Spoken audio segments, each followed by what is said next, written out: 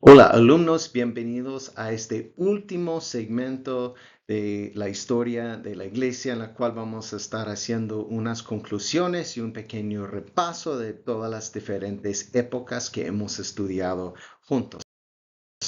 Acuérdense que una de las metas de la clase es ayudarnos a hacer una conexión entre el tiempo de Jesucristo, los apóstoles, la iglesia primitiva en el Nuevo Testamento y su iglesia de hoy. Muchas veces tenemos una falta de entendimiento de lo que sucedió en esos 2000 años de entremedio. Entonces espero que esta clase le haya servido para ayudarles a hacer una conexión desde Cristo hacia su iglesia de hoy.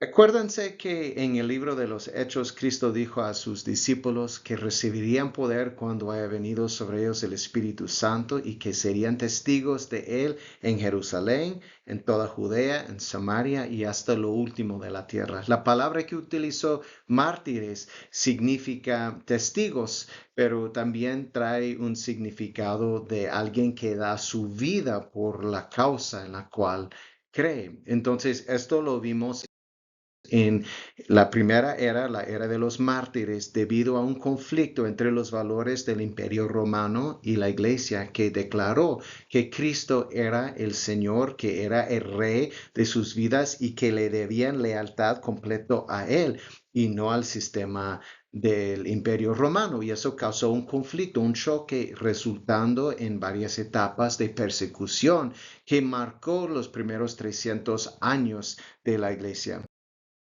Todo eso cambió entrando Constantino al poder en el año 312, cuando entró a Roma y declaró en 313 el Edicto de Milán prohibiendo libertad religiosa para todos. También el Concilio de Nicea fue algo muy clave que empezó a poner los fundamentos de lo que tenemos en nuestro conocimiento de quién era Jesús. Y sucesivamente hubieron otros concilios que también aclararon varios puntos doctrinales importantes, como el de Constantinopla en 381.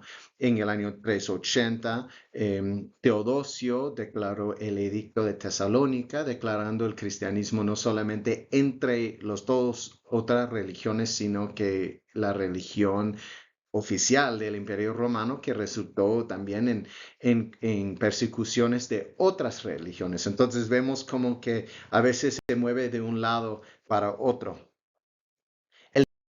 La siguiente etapa, la Edad Media y las Cruzadas, fue una temporada marcada por una alianza que crecía cada vez más entre la Iglesia y el Estado. Vemos el surgimiento del cristianismo entre los tribus germánicos, pero también el ascenso de Islam, poniendo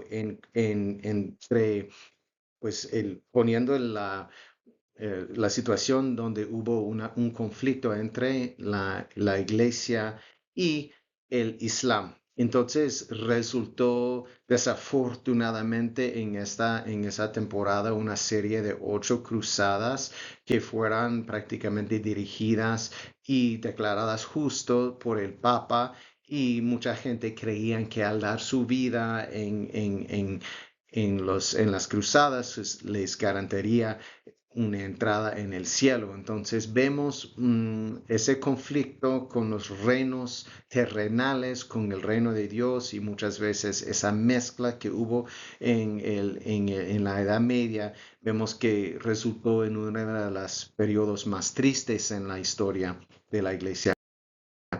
Esto continuó en la expansión ibérica, la era de los conquistadores que llegaron supuestamente en el nombre de Cristo, pero haciendo muchas cosas violentas y una conquista, pues, que subyugaba a la gente indígena supuestamente a la cruz. Pues traían la cruz en una mano y la espada en otra. Entonces, eso también fue otro periodo bastante triste. En octubre 31 de 1517, Martín Lutero puso sus 95 tesis sobre la puerta de la iglesia de Wittenberg, Alemania, y su intención no fue comenzar una nueva denominación o una nueva religión, sino reformar las ideas erróneas de la iglesia católica, especialmente en referente a la venta de indulgencias y a la autoridad del Papa. Entonces, él que quiso que la iglesia regresara a sus fundamentos sobre la palabra de Dios y una experiencia personal con Cristo que resultaba en el perdón de pecados.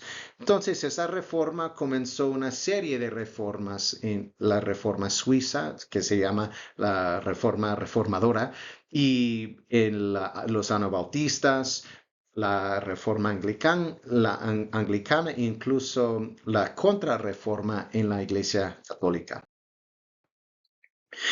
En el Gran Despertar en 1700, más o menos hasta 1900, hubo un crecimiento de predicación al aire libre en campañas evangelísticas, tanto en los Estados Unidos como en Inglaterra, que llega a lo que conocemos hoy en el Gran Despertar, y hubieron varias etapas en eso, pero en parte eso dirigió o puso los fundamentos también para la Iglesia de Dios, el movimiento de la Iglesia de Dios, empezado por Daniel Warner, que tuvo la visión de que la Iglesia regresara sobre los fundamentos de la palabra de Dios como nuestro credo único, Cristo como nuestro Salvador y una vida transformada que resulta en santidad. Entonces, eso prácticamente está siguiendo las tres solas: sola fe, sola gratia y sola escritura. También vemos el movimiento misionero lanzado por William Carey en 1793 con su tratado, una encuesta sobre la necesidad de que los cristianos puedan obtener y movilizarse para la salvación de gentes que no conocen a Cristo. Entonces eso lanzó un gran movimiento muy importante, un movimiento misionero que sigue hasta el día de hoy y que resultó en el crecimiento de la iglesia en América Latina, en los Estados Unidos, el crecimiento del protestantismo y del movimiento evangélico, que los protestantes prácticamente se basan sobre las tres o las cinco solas, dependiendo de quién se pregunta, y también acerca de la necesidad de promover el evangelio por todas partes. También en eso vemos el crecimiento del pentecostalismo en América Latina y que es una rama, el movimiento carismático es una rama que también está trayendo y creciendo en muchas partes. Bueno, en cada etapa de la historia de la iglesia, a pesar de las dificultades, a pesar de los abusos, hubieron hombres y mujeres que se mantuvieron fieles y que Dios los utilizó de gran manera. Entonces, en cada época quiero destacar y acordarles de que personas, y obviamente eso no es una lista completa, es nada más para mostrarles que en cada época hubieran personas que realmente siguieron a Cristo de una manera fiel, que hizo un gran impacto. Las Santas Perpetua y Felicidad eran personas que rehusaran ser dejados libres en vez de negar su fe. Ellas murieron en el Coliseo dando testimonio por su fe en el Señor Jesús. También San Atanasio de Alejandría fue el que peleó contra Arrio, poniendo los fundamentos en Cristo como el Hijo de Dios, coigual con el Padre y el autor de nuestra salvación. En la temporada de las cruzadas, San Francisco de Asís, en vez de tomar la mentalidad que existió en este tiempo, viajó para tratar de predicar al sultán y convertirle al cristianismo. Esa misión no fue exitoso, pero su manera de ir en paz y declarar el evangelio al contraste de la mentalidad en este tiempo es un gran ejemplo para nosotros. Bartolomé de las Casas, durante la época de la conquista, abogó a favor de los indígenas y pues es un gran ejemplo de alguien con una voz profética hablando a la situación de su día, aplicando el evangelio a los abusos. Obviamente Martín Lutero, pues reformador en esa temporada, vio los abusos de la iglesia y regresando a la Biblia marcó la diferencia entre lo que decía la Biblia y lo que decían la gente de autoridad en ese tiempo. William Carey, obviamente gran ejemplo de misionero, una inspiración para todos nosotros de seguir llevando el Evangelio en donde quiera que vayamos. Y Juan Wesley, un hombre que empezó el movimiento metodista, que enfocó en el discipulado, la misión, el predicar al aire libre, haciendo todo lo que pudo para que el evangelio se extendiera. Y llegando hacia Daniel Sidney Warner, el fundador del movimiento de la Iglesia de Dios. Entonces vemos que en cada época hubieran personas, hombres, mujeres fieles que vieron y conocieron a Cristo y vivieron su fe de tal manera que marcaron una gran diferencia. Y no, yo no me imagino que ninguno de ellos pensara que un día estaríamos hablando de ellos, hablando de la historia de la iglesia, pero Dios usa gente normal como nosotros con un corazón dispuestos a servirle. Entonces, quiero llevarles, hermanos, a unas lecciones de la historia de la iglesia. En conclusión, lo que vemos, pues son unas ideas que yo les propongo, pero obviamente nosotros podemos añadir y seguir añadiendo a esa lista. Entonces, la historia de la iglesia está llena de ejemplos hermosos y trágicos. Entonces, eso nos lleva al arrepentimiento, reconociendo que esa historia de la iglesia es parte de nuestra historia. Y en las eras trágicas, por ejemplo, como las cruzadas, la Inquisición, la conquista de las Américas, tenemos que reconocer que gente en el mundo también ven esos puntos y nosotros podemos estar de acuerdo que esos momentos o temporadas fueron muy desafortunadas y son cosas que nosotros podemos como parte de la iglesia arrepentirnos y buscar un mejor camino. Incluso en las épocas más oscuras, hombres y mujeres que brillaron con la luz del Evangelio son una inspiración para nosotros. Perpetua, Daniel Warner, Juan Wesley, William Carey, todos ellos, Bartolomé de las Casas, los que acabamos de hablar, son una inspiración para nosotros, no importando a veces que tan oscuro que sea, ellos brillaban para el Evangelio.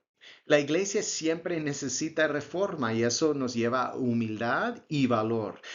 Nunca podríamos suponer que hemos llegado a la pura madurez, de que siempre hay áreas donde estamos en necesidad de reformación y podemos ver a través de todas las épocas donde la iglesia vio y se reformó. Y nuestras iglesias también deberían ser un ejemplo de que qué bueno que llegamos hacia donde estamos, pero siempre tenemos que reformarnos en base a las escrituras, la vida de Cristo, la iglesia primitiva como nuestros ejemplos de quienes estamos llamados a ser y a qué, de quienes Dios nos está llamando a ser y hacer. Eso es visión, de que siempre mantenemos, hermanos, a Cristo como nuestro Señor y Salvador, como dice en Hebreos 12, puestos los ojos en Cristo, el autor y consumador de la fe. Es nuestro gran ejemplo de seguir, de buscar, de reformarnos en base a su ejemplo y que sus iglesias sigan reformándose igual que sus vidas espirituales. Así que el Señor les bendiga grandemente, hermanos, en esa jornada. Gracias por su atención, su trabajo, su esfuerzo y espero que sigan aprendiendo siempre de la historia de la iglesia y aplicando esas lecciones a sus vidas personales y a su iglesia. Muchas gracias por permitirme ser su instructor. Para mí ha sido una gran bendición porque yo aprendo cada vez que enseño y espero que ustedes también puedan seguir compartiendo lo que ahora conocen, lo que ahora saben de la historia de la iglesia y que sea de gran bendición y que siga siendo de inspiración, de humildad y valor y visión mientras que seguimos adelante mientras que sigamos adelante en el nombre de Cristo. Que el Señor les bendiga a cada uno de ustedes. Gracias por su tiempo, su apoyo y su dedicación y su trabajo. Adiós.